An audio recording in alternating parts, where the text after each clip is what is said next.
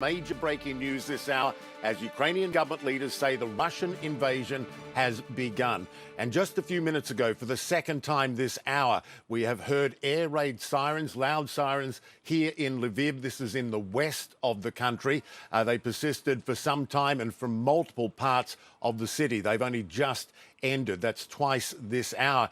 And one of our local producers messaged me just now and said that on the local television, government officials are asking people to turn off the lights, gather their documents and take cover. Also asking people not to panic. A pretty tall order as what we're seeing unfold around this country continues.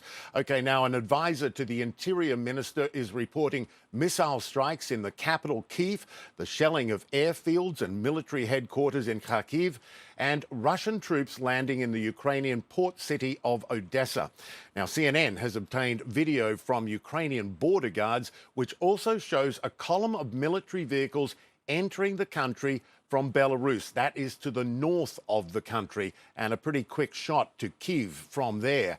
Tens of thousands of Russian troops have been conducting military drills in Belarus, of course, for several weeks and just never left when those drills were over.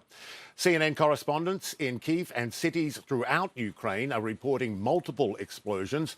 CNN's Matthew Chance was on air just a few hours ago when this happened. Oh, I tell you what, I just heard a big bang right here behind me. I thought we shouldn't have done the live shot here.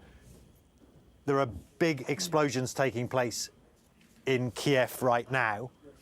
I can't see where they're taking place from this vantage point here on top of the roof of the hotel in central Kiev. And I can't explain what they are, but I heard 4 or 5 explosions a few moments ago. I don't know whether our viewers or whether you in the studio there could hear we could hear it, Matthew. what I just heard. You could, right. Yeah. So, I mean, I don't know what it is, but I will tell you that the United States has warned Was that another one? the Ukrainians. Yeah, I mean, I think it was. Now, the Russian President Vladimir Putin is calling this a, quote, special military operation to protect Donbass. It is clearly bigger than that. Now, he made a surprise appearance on state television calling for the demilitarization of Ukraine, blaming the government in Kyiv for bloodshed, but said Russian forces are not planning an occupation. Whoever tries to interfere with us, and even more so to create threats for our country, our people should know that Russia's response will be immediate and will lead you to such consequences that you have never experienced in your history. Now, Ukraine's President Volodymyr Zelensky, he went on Facebook again to address the nation. He says he's imposing martial law but urged the country not to panic. Today, each of you should stay calm. Stay at home if you can. We are working. The army is working. The whole sector of defense and security is working. No panic. We are strong. We are ready for everything. We will win over everybody because we are Ukraine. All right, we are covering this from all angles. We've got CNN's Fred Plykin. He's in Russia's Belgorod region. Nick Payton-Walsh is in the Ukrainian port city of Odessa. Jill Doherty in Moscow. Atika Schubert here in Lviv with me, and Kevin Liptak in Washington.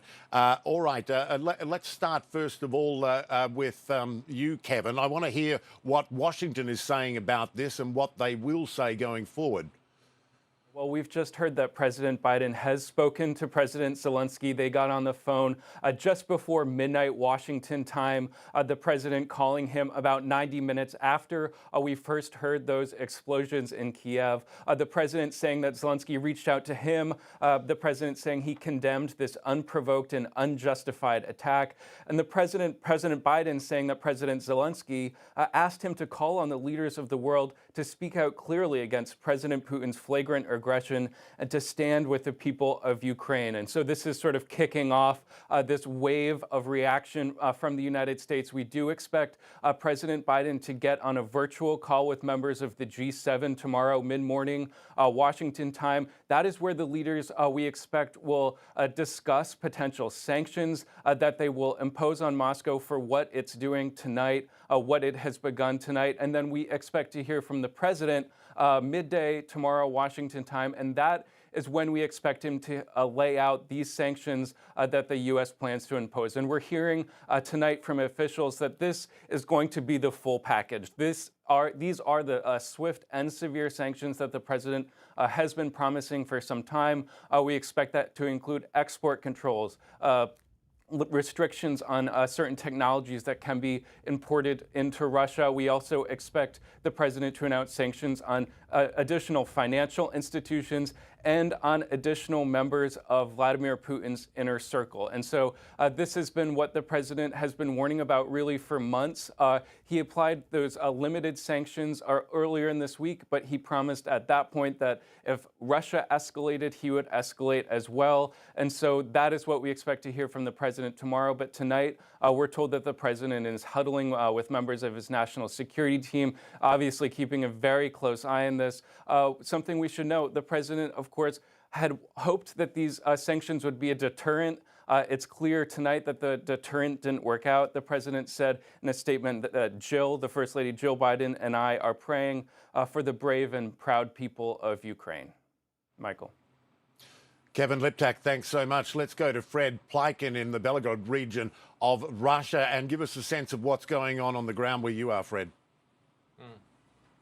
Hi there, Michael. Well, the Belgorod region is, of course, right across from the border from Kharkiv, which apparently was one of the main targets of some of the fire that's been coming from here, from the Russian side. Of course, Kiev also as well. And what we witnessed when this operation started, right around the time when we just saw Matthew Chance there, started hearing those impacts in Kiev, is that we started hearing a lot of outgoing fire coming here from Belgorod. We've been reporting about it over the past couple of weeks, that the Russians have been amassing forces here, which saw a lot of armor pour into the region, but apparently also amassing artillery here and also some longer distance rockets as well. One of our producers, Uliana Pavlova, she actually saw some of those rocket salvos being fired towards Ukrainian territory, and we heard it several times. We also heard what we believe were larger rockets that may have been launched as well. Of course, one of the things, Michael, that we've been talking about is that the Russians had also brought the Iskander-M medium-range missile system